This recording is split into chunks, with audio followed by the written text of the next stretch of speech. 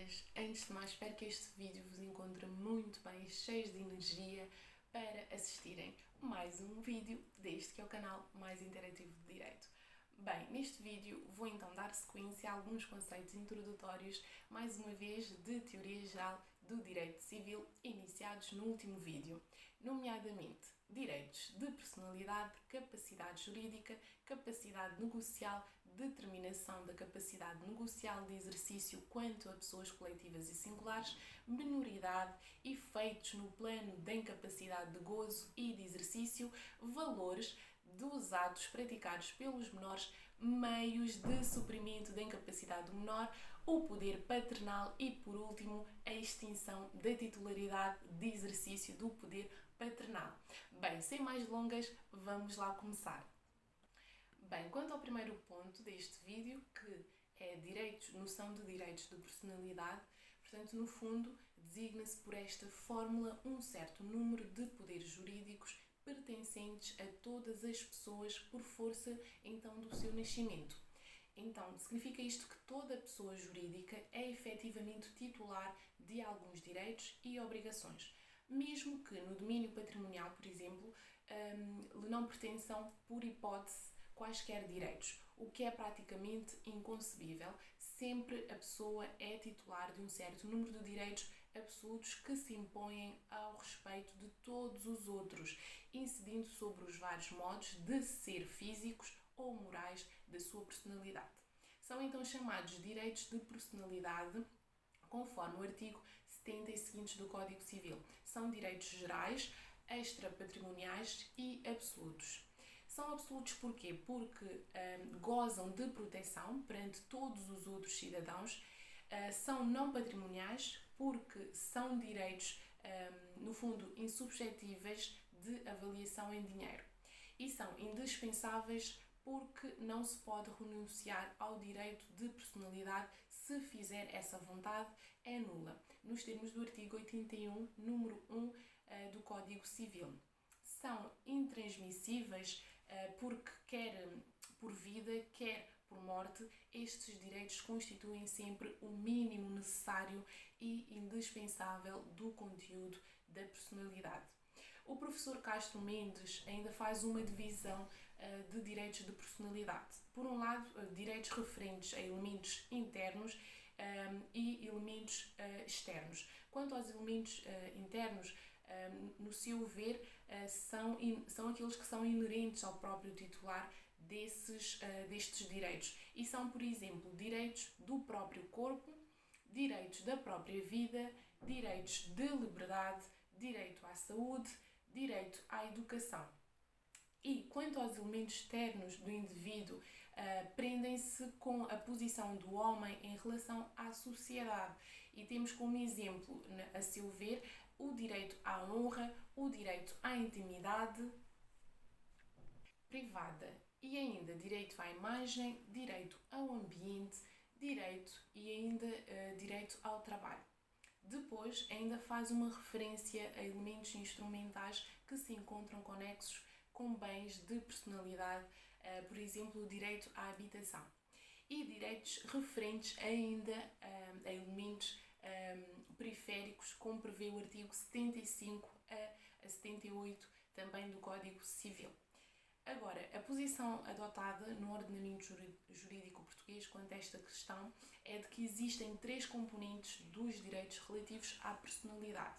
Por um lado, os direitos relativos a bens da personalidade física do homem, previsto nos artigos 24 e 25 da Constituição da República Portuguesa, CRP. Por outro lado, direitos relativos a bens da personalidade moral do homem, como prevêem os artigos 25, 26, número 1, 27, número 1, 34 da CRP e artigos 76, 79 e 80 do Código Civil, CC. E, por último, os direitos relativos a bens da personalidade jurídica, nos termos dos artigos 12, número 1, 26, número 1 da CRP e artigo 72, respectivamente, do Código Civil. Agora, dito isto, passando para o ponto, a temática da capacidade jurídica, bem, Por capacidade jurídica entende-se aquela que é inerente à capacidade jurídica ou capacidade de gozo de direitos. O artigo 67 do Código Civil é bem claro. Quando traduz esta inerência, estabelece que as pessoas podem ser sujeitas de quaisquer relações jurídicas, salvo disposição em contrário. Nisto consiste, então, a sua capacidade jurídica. Quanto à capacidade de exercício, que é uma outra vertente, esta é a idoneidade para atuar juridicamente exercendo direitos ou cumprindo deveres, adquirindo direitos ou assumindo obrigações por ato próprio e exclusivo ou mediante então um representante voluntário ou um procurador, isto é, um representante escolhido pelo próprio representado. Por outro lado, a pessoa dotada da capacidade de exercício de direitos age pessoalmente, isto é, não carece então de ser substituída na prática dos atos que movimentem a sua esfera jurídica, por exemplo, por um representante legal, e age, no fundo, autonomamente, isto é, não carece de consentimento anterior ou posterior ao ato de outra. Quando esta capacidade de atuar pessoalmente e autonomamente falta, então estamos perante em pleno âmago da incapacidade de exercício de direitos. E esta pode ser específica ou genérica. Por um lado, temos a incapacidade de exercício genérica, que é quando uma pessoa não pode então praticar todos os atos. E a incapacidade de exercício específica, por outro lado, é quando uma pessoa não pode praticar alguns atos. Dito isto, passamos para a noção de capacidade negocial. Bem, esta noção de capacidade negocial reporta-se à referência das noções mais genéricas de capacidade jurídica e não propriamente de capacidade para o exercício dos direitos no domínio dos negócios jurídicos.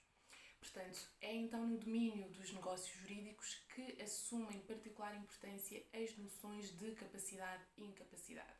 Por um lado, temos a incapacidade negocial de gozo, que provoca a nulidade dos negócios jurídicos respectivos e é insuprível, isto é, os negócios a que se referem não podem então ser concluídos por outra pessoa em nome do incapaz, nem por este com a autorização de outra entidade.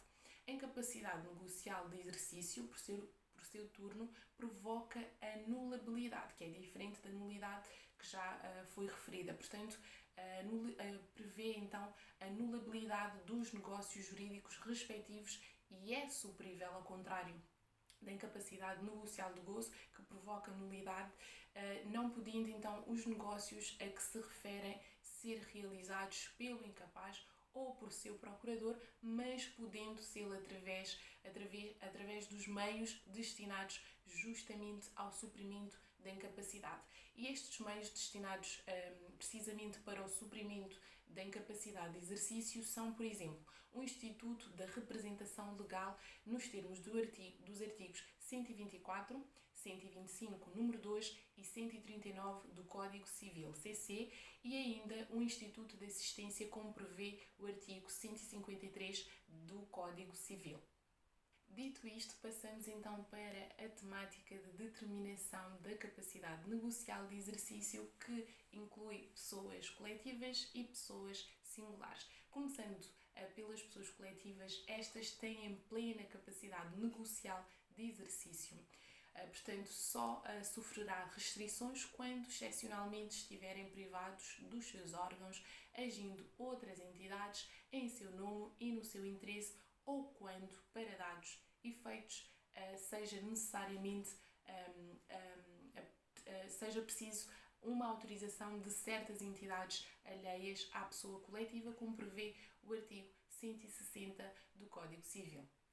Quanto às pessoas coletivas, estas têm, em princípio, abarca todas as pessoas singulares que têm capacidade de exercício de direitos. E esta regra resulta não do artigo 67 do Código Civil, que se refere à capacidade de gozo ou capacidade jurídica, mas dos artigos 130, que fala, portanto, aborda os efeitos de minoridade, e o artigo 133, que se refere aos efeitos de emancipação, todos eles do Código Civil.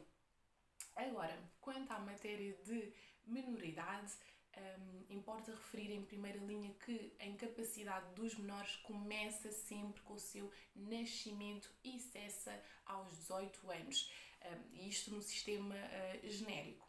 Agora, o sistema genérico divide-se em sistema genérico rígido e sistema genérico gradativo. Quanto ao primeiro, que é o sistema genérico rígido, aqui a idade funciona como uma fronteira inelutável entre a capacidade e a incapacidade. E já no sistema genérico gradativo, aqui há uma ideia de evolução progressiva, uma diminuição da incapacidade com a progressão do tempo. Aqui a pessoa vai se tornando mais capaz. O sistema que vigora em Portugal é um sistema fixo ou rígido. No entanto, o legislador português introduziu elementos de atenuação dessa rigidez. E é rígido porque se atribui uma idade de 18 anos, no caso. No entanto, há 3 elementos fundamentais que envolvem uma grande modificação jurídica do menor. Primeiro, o momento aos 7 anos, no caso, há a partir daqui um termo de presunção de imputabilidade do menor, como prevê o artigo 488, número 2 do Código Civil. Um segundo momento, que é aos 14 anos, a partir então daqui, parte-se então desta idade que se tem de se entender que a vontade do menor na resolução dos assuntos do interesse deve ser então relevante, como estatui o artigo 190, artigo 1901, número 2 do Código Civil. E terceiro momento, aos 16 anos, onde se verifica o alargamento da capacidade de gozo e de exercício do menor, como estatui o artigo 188, 1850, aliás, 1856 e 127, número 1, a linha A também do Código Civil. E aqui o alargamento da capacidade de exercício verifica-se a partir do momento em que o menor pode então casar. Assim, o alargamento da incapacidade de exercício verifica-se no artigo 1878, número 2 do Código Civil, onde os pais têm de ter em consideração os interesses dos menores. Devem de ter em conta a maturidade do filho. A maioridade, por seu turno, atinge-se aos 18 anos, como já foi referido, como prevêem os artigos 122 e 130 também do Código Civil. Em última instância, a incapacidade do menor também pode cessar através da emancipação. E esta faz cessar a incapacidade, mas não a condição do menor, como prevêem os artigos 133 e 1649 também do Código Civil. Em Portugal, a emancipação só é feita através do casamento, como consagram os artigos 132 e 1601 do Código Civil. Dito isto, entremos na temática dos efeitos no plano da incapacidade de gozo e de exercício. Aqui, o menor tem capacidade de gozo genérica, como prevê os artigos, o artigo 68 do Código Civil, mas, no entanto, sofre algumas limitações. E essas limitações cingem-se na capacidade de gozo e na capacidade de exercício. Quanto às limitações à capacidade de gozo, temos que, até aos 16 anos, não lhe são reconhecidos os direitos de casar e de prefilhar. Por outro lado, é vedado o direito de testar até à emancipação e ainda afeta o poder paternal. Agora, quanto aos limites à incapacidade de exercício, temos os previstos no artigo 123 do Código Civil. E este regime da incapacidade de exercício genérica não é absoluta porque, nos termos do artigo 127 do Código Civil, prevê-se várias exceções, nomeadamente o artigo também do 268 também do Código Civil, que fala da capacidade de entender e querer. Pode prefilhar, sim, aos 16 anos, pode ainda exercer o poder paternal em tudo o que não envolva a representação dos filhos e a administração de bens dos mesmos, como estatuem os artigos 1850 e 1913 também do Código Civil, que fala, portanto, aborda a questão da interpretação a contrário, nos termos do artigo 1878 e 1881 também do Código Civil. Agora, relativamente aos valores dos atos praticados pelos menores, é de se referir que, em conformidade com a ressalva feita no artigo 123 também do Código Civil, que já mencionei anteriormente, existem exceções à incapacidade. Portanto, aqui os menores podem praticar atos de administração ou disposição dos bens que o menor haja adquirido por seu trabalho, nos termos do artigo 127, a linha A do Código Civil. E são válidos os negócios jurídicos próprios da vida corrente do menor, que, estando ao alcance da sua capacidade natural, obviamente, só implicam despesas ou disposições de bens de pequena importância, como prevê o artigo 127, linha B do Código Civil. E são ainda válidos os negócios relativos à profissão, arte ou ofício que o menor tenha sido autorizado a exercer ou praticados no exercício dessa profissão, por exemplo, arte ou ofício, nos termos do artigo 127, a linha C do Código Civil. Podem ainda contrair validamente casamento, desde que tenham idade superior a 16 anos, como prevê o artigo 1601 do Código Civil.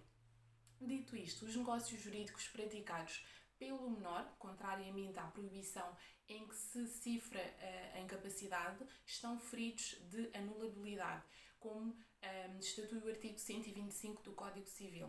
Aqui, as pessoas com legitimidade para arguir essa anulabilidade são então o representante do menor, dentro de um ano a contar do conhecimento do ato impugnado, o próprio menor, dentro de um ano a contar da cessação da incapacidade ou qualquer herdeiro, então, igualmente dentro de um ano a contar da morte, se o hereditando morreu antes de ter expirado o prazo em que podia ele próprio requerer a anulação, como prevê o artigo 125 do Código Civil. Por último, o direito a invocar a anulabilidade é precluído pelo comportamento malicioso do menor, no caso de este ter usado de dolo ou ainda de má fé a fim de se fazer passar por maior ou emancipado, como consagra o artigo 126 também do Código Civil. Entende-se assim que ficam inibidos de invocar a anulabilidade não só o menor, mas também os herdeiros ou ainda representantes. Muito bem, não são só incapacidades, não é? Mas também existem meios de suprir essas mesmas incapacidades do menor. E então, como é que é feito esse suprimento da incapacidade do menor? Portanto, é suprida pelo Instituto da Representação. Isto quer dizer que os meios de suprimento são, em primeira linha, o poder paternal e, substancialmente, a tutela, como prevê o artigo 124 do Código Civil. E é claro que só é suprível, obviamente, a incapacidade dos menores na medida em que haja uma mera incapacidade de exercício. Quando se trata de uma incapacidade de gozo, esta é insuprível. Sublinha-se, portanto, nos domínios em que é reconhecida a menor capacidade de gozo, capacidade, de exercício, este é admitido a agir por si mesmo. Agora, passando para o ponto do poder paternal, este conteúdo está regulado essencialmente no artigo 1878, número 1 do Código Civil. E este direito respeita então diversos planos no domínio pessoal e patrimonial. No plano pessoal, como prevê o artigo 1878 do Código Civil, deve-se zelar pela segurança dos filhos, dirigir a educação dos filhos, conforme os artigos 1875 e 1876 do Código Civil, respectivamente. No domínio patrimonial, abrange o poder geral de representação dos filhos, como prevê o artigo 1881 do Código Civil, o dever de administração geral dos bens dos filhos, como prevêem os artigos 1878, número 1, e 1888 do Código Civil. e ainda o dever de sustentar os filhos conforme os artigos 1879 e 1880 do Código Civil. Assim, o poder paternal pertence aos pais, não distinguindo a lei poderes especiais da mãe ou do pai em virtude da igualdade, conforme o artigo 1901 do Código Civil. Agora, quanto ao último ponto deste vídeo, que é a extinção da titularidade de exercício do poder paternal. Portanto, no fundo, estamos em pleno âmago da extinção da titularidade de exercício do poder paternal quando há morte de um dos progenitores. O poder paternal concentra-se no cônjuge. Sobrevive, no caso, o poder paternal só se extingue com a morte dos dois progenitores, como prevê o artigo 1904 do Código Civil.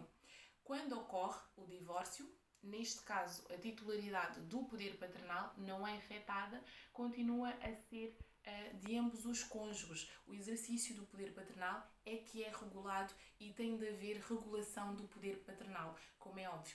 Agora, para o poder paternal, para que o poder paternal seja atribuído a seguir, deve seguir então determinadas regras, não é? Então, assim, o poder paternal pode ser regulado por mútuo acordo dos pais, homologado pelo tribunal, e tem de ser feito tendo em conta os interesses do menor sempre, e o menor pode ficar à guarda de um dos cônjuges se uma terceira pessoa ou de uma entidade ou ainda instituição de educação ou assistência.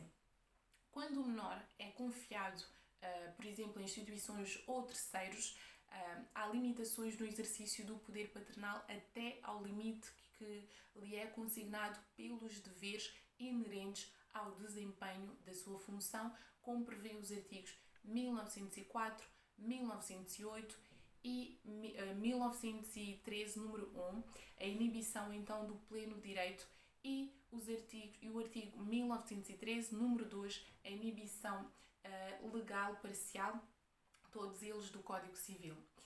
De referir também que o poder paternal cessa quando o menor morre pela maioridade do filho, sem prejuízo do disposto no artigo 131 do Código Civil, por morte ainda de ambos os cônjuges.